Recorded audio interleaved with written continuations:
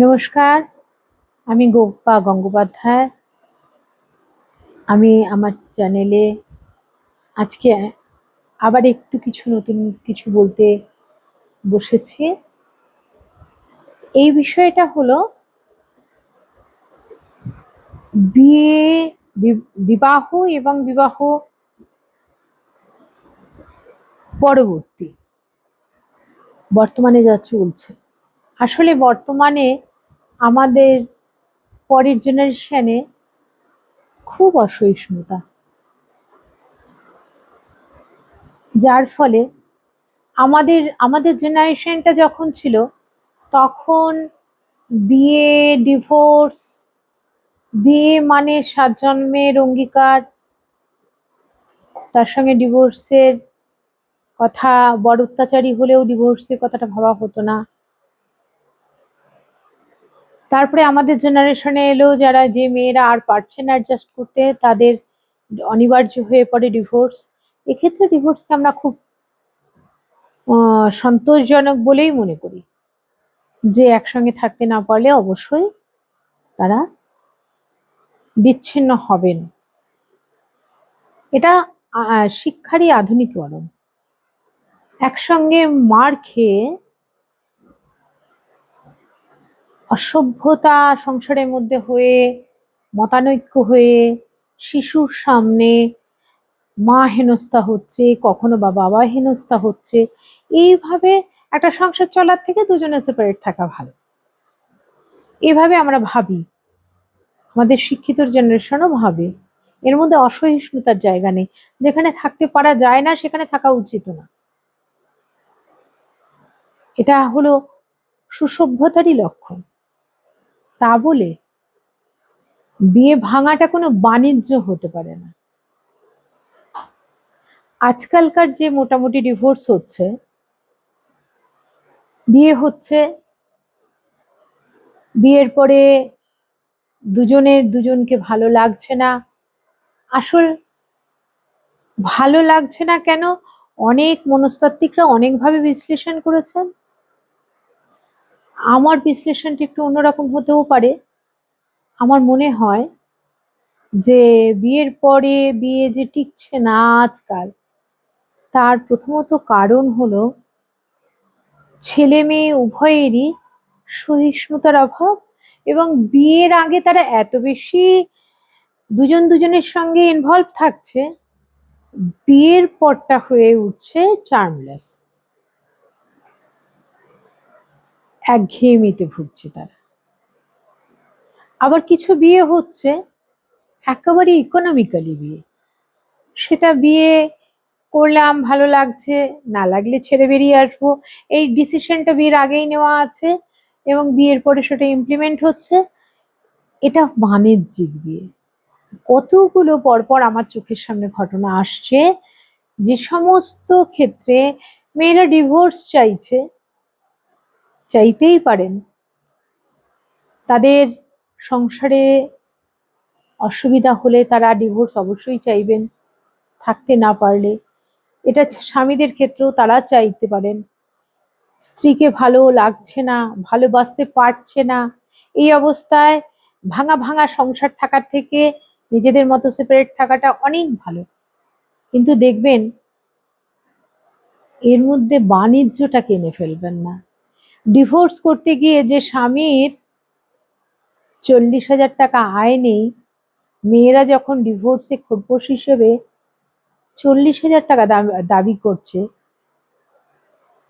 এবং তার সঙ্গে কেউ 40, কেউ 40, 50, 60, 70, 1 কোটি। আমি জানি একজনকে যে 1 কোটি টাকা একটা বাড়ি, তার সঙ্গে মাসে 50,000 টাকা খোরপোশ চেয়েছে 3 মাসের সংসারে।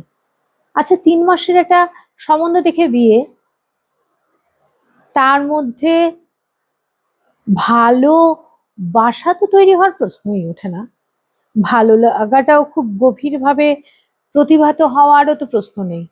সেই বিয়েতে কি করে এই ছেলেটি যেহেতু ডাক্তার, সেহেতু তার একটা বাড়ি দিতে হবে, 1 কোটি টাকা ক্যাশ দিতে হবে, 50,000 টাকা খরপোশ দিতে হবে, এই যে দাবি, বছরের পর বছর কোর্ট আর বাড়ি করে ছেলেটা ক্লান্ত হয়ে পড়ছে। আমি একজন ডিএম এর কথা জানি, নাম বলবো না কারোরই, বলা উচিত না। তিনি তার 6 মাসের বিবাহিত জীবনের তার বউ তার কাছ থেকে, স্ত্রী তার কাছ থেকে অব্যাহতি চেয়েছে, মায় তার গাড়িটি অবধি দাবি করেছে। এত বেশি ডিমান্ড ছিল, তিনি চাকরিটি ছেড়ে দিয়ে সমস্ত কিছু স্ত্রীর নামে করে দিয়ে চলে গেছেন। তাহলে একটা ছেলের জীবন নষ্ট হয়ে গেছে। আমার বহু মেয়ে আছে, আমার কিছু কিছু লয়ার বন্ধু আছে, তাদের কাছ থেকে শুনছি, বহু মেয়ে আছে যারা ডিভোর্স চাইবার পর স্বামীরা তঞ্চকতা করছে। বিয়ের গয়না,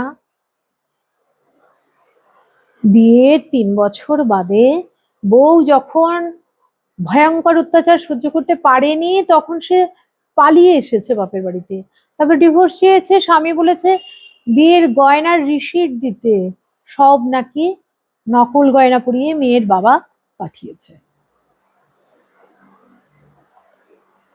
আর মিউচুয়ালি মেয়েটিকে ডিভোর্স নিতে গেলে কি করতে হবে, ছেলেটিকে, যেহেতু মেয়েটি একটা নার্সের চাকরি করে, মেয়েটিকে, ছেলেটি প্রাইভেট কোম্পানিতে চাকরি করে বলে ছেলেটিকে 50 লাখ টাকা দিতে হবে।